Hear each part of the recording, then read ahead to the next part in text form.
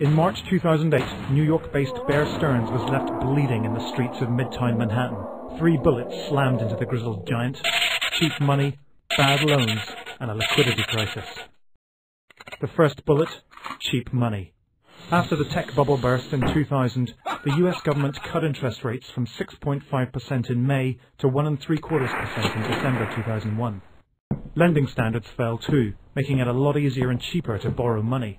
By 2005, anyone who could fog a mirror qualified for a loan. But many of those loans had adjustable rates of interest, and many borrowers found they couldn't afford to pay the higher rate, so they stopped paying.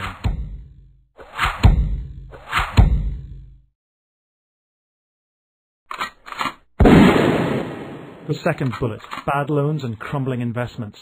When banks lend money to consumers, they get an IOU and an interest payment every month.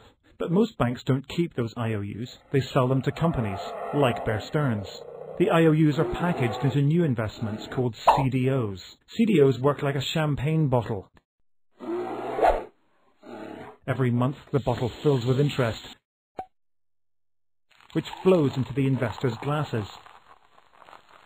When some of those borrowers can't pay, less interest flows out of the bottle, and a lot of those glasses stay empty.